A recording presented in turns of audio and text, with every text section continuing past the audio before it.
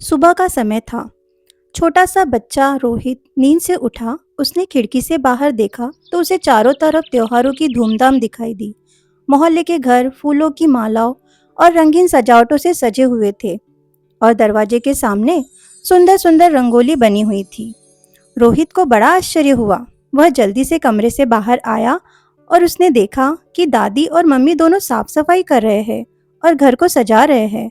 आरव ने हैरानी से पूछा, दादी, आप लोग इतनी साफ सफाई क्यों कर रहे हैं?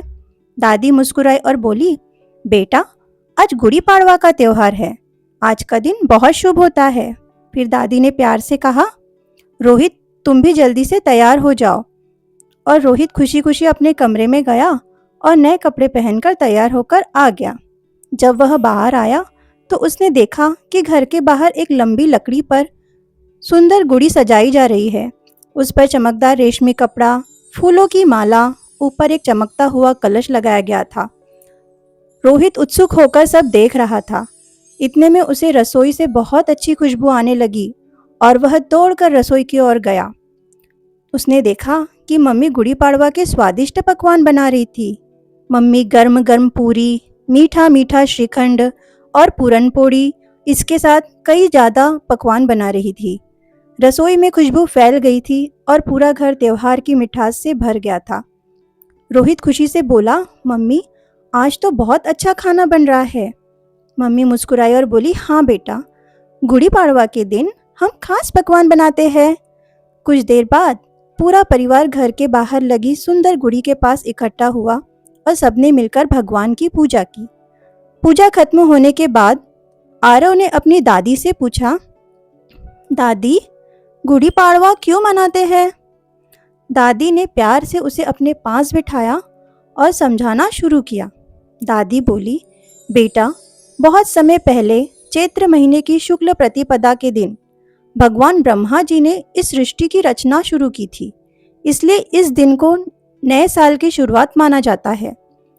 आरव ध्यान से दादी की बातें सुन रहा था। दादी ने आगे कहा, एक और कहानी भगवान राम से भी जुड़ी है। जब भगवान राम रावण को हराकर अयोध्या लौटे, तब लोगों ने खुशी में अपने घरों के बाहर गुड़ी खड़ी की थी और यह गुड़ी अच्छाई की बुराई पर जीत का प्रतीक बन गई। फिर दादी ने एक और बात बताई। महाराष्ट्र में एक और मान्यता है कि राजा शालिवाहन ने दुश्मनों पर विजय प्राप्त की थी। तब लोगों ने खुशी में गुड़ी खड़ी करके यह उत्सव मनाया था। दादी ने गुड़ी की ओर इशारा करते हुए कहा, देखो बेटा, इस गुड़ी में जो रेशमी कपड़ा है वह समृद्धि और खुशियों का प्रतीक है। नीम की पत्तियां स्वास्थ्य और सुरक्षा का प्रतीक है और ऊपर रखा कलश विजय और सम्मान का प्रतीक है। अब रोहित को सब समझ में आ गया था। वह खुशी से बोला, दादी, अब मुझे समझ में आ गया कि गुड़ी पाड़वा इतना खास क्यों होता है।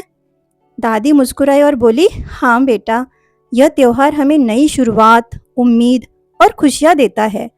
इसके बाद पूरा परिवार मिलकर श्रीखंड और पूरी खाने बैठा और सबने खुशी खुशी गुड़ी पाड़वे का त्योहार मनाया।